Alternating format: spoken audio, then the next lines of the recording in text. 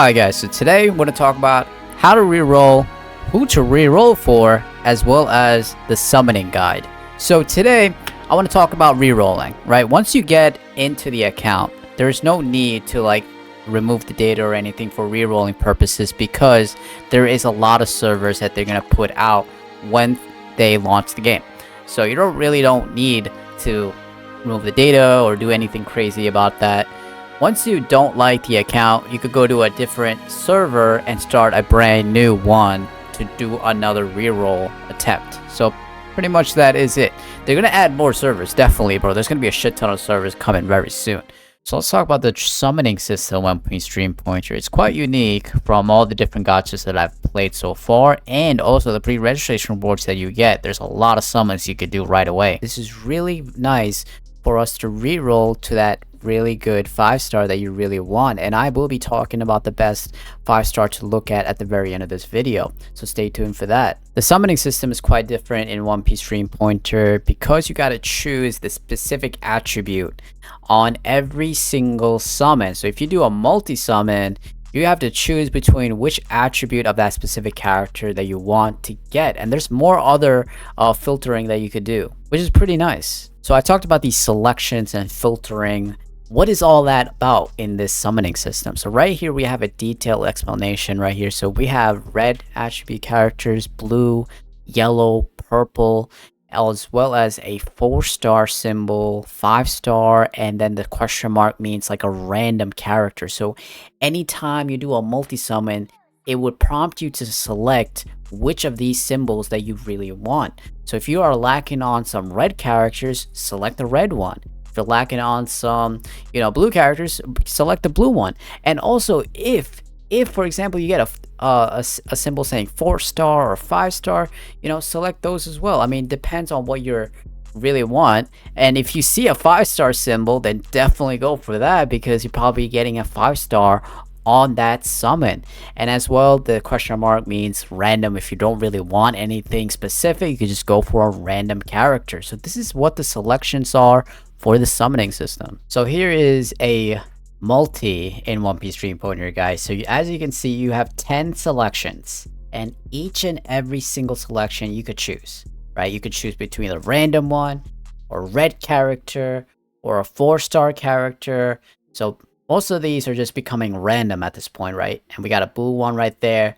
So once you have all the selections, then you go into the animation, the cutscene animation, and then you finally get the characters right here. Smoker being a 4-star character, and the rest are all being 3-star characters in this summon. So let's see what happens when you get a 5-star character in One Piece Stream Pointer. So right now I'm 4 summons away.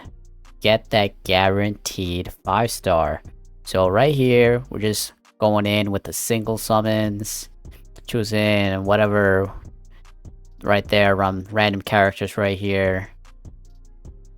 This one, got the attributes coming up, red, and then finally, this is the guaranteed. You'll see that 5-star symbol right there, and that is going to be a 5-star. Let's see if there's like a special animation. I think there is a special animation, I'm not sure, but here it is, 5-star summon, and it is going to be Ace. Ace is very powerful in this game. I'm going to talk more about him and the rest of the characters very soon, guys. So this is the 5-star summon in One Piece Stream Pointer. Alright guys, so let's talk about the main thing to focus on when you try to begin One Piece Stream Pointer, and that is the characters. There is quite a lot of characters in One Piece Stream Pointer, and each one has a specific skill and abilities that makes it so unique to pair up with other characters so that you could build up a strong team.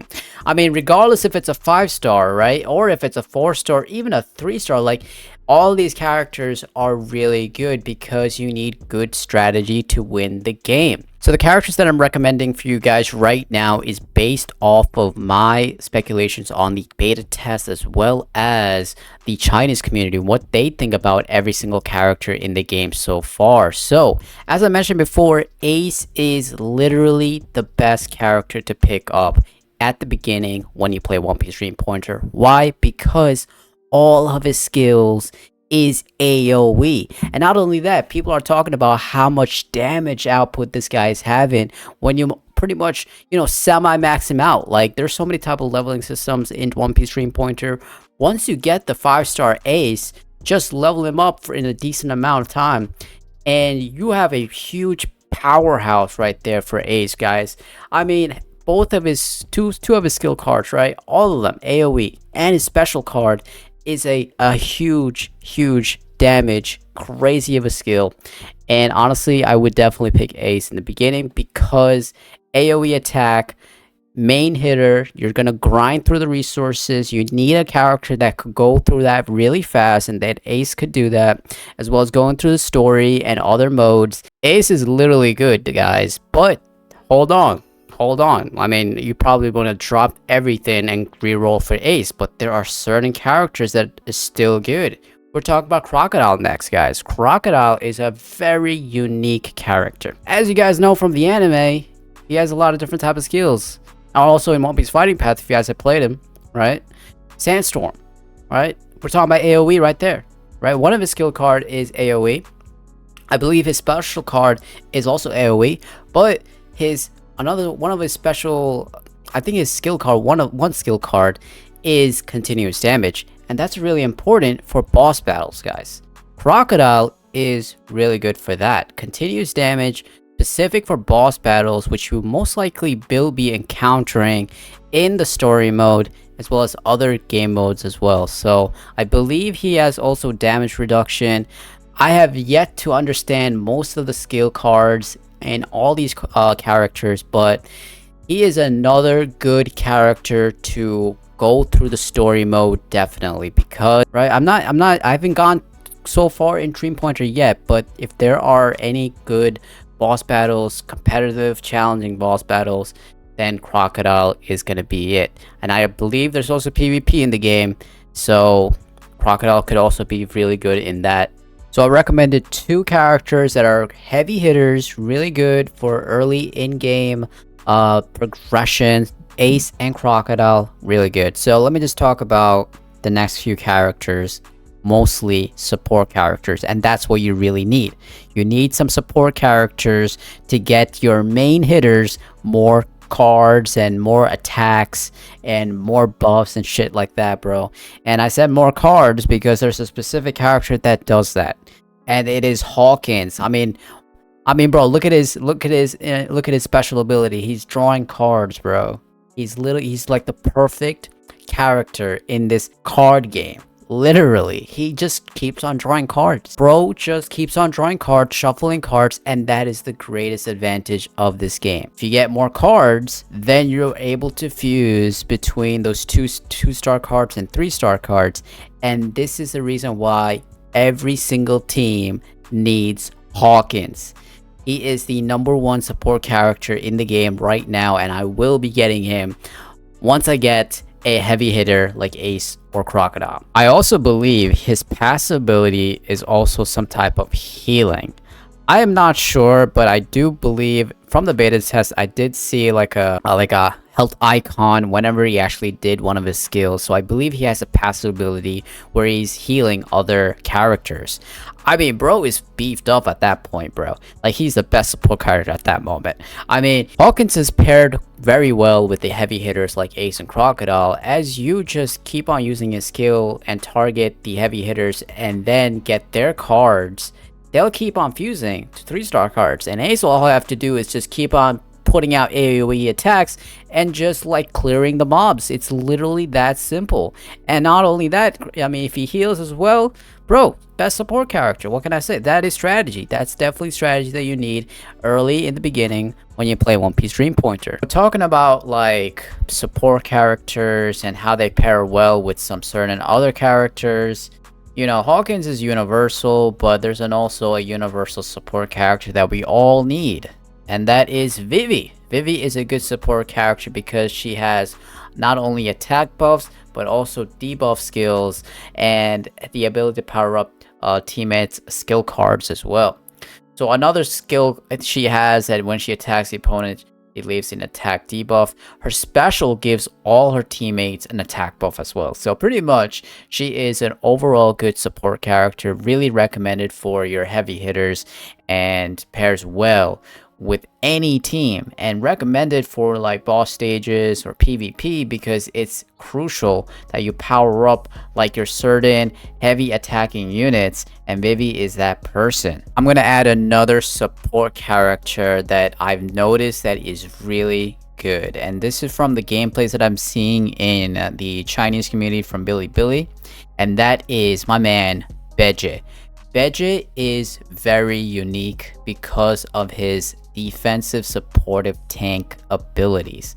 He has the ability to reduce incoming damage. He has the ability to protect teammates from enemy attacks. He also has the ability to counter attack. This unit is really crucial because if enemies have like a shit ton of attack, or you're playing against some boss battles, either way, if you're trying to aim all that attack to Beje, who also has damage reduction and all that, he's literally a tank.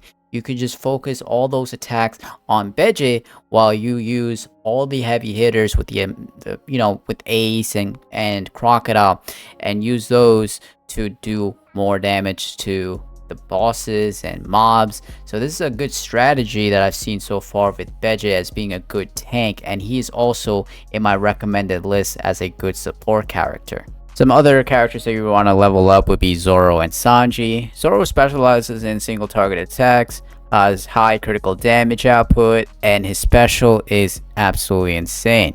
So even though he's not at that level as a 5-star, he's really recommended to level up, as well as Sanji. Very versatile unit, same damage output similar to Zoro, and I believe his special skill can also stun opponents. That's a useful skill right there. So overall, both these two characters recommended to level up early on so that you could clear out missions pretty quickly. Alright guys, so I hope you guys have an understanding of how to summon in this game, as well as which characters to focus on in the very beginning. I haven't really gotten into all the characters yet. I have to test them out specifically for PvP and PvE, but these characters that I recommended are solid picks for early in-game stuff. So with that, hope you guys liked the video. On to the next one, guys. Bye.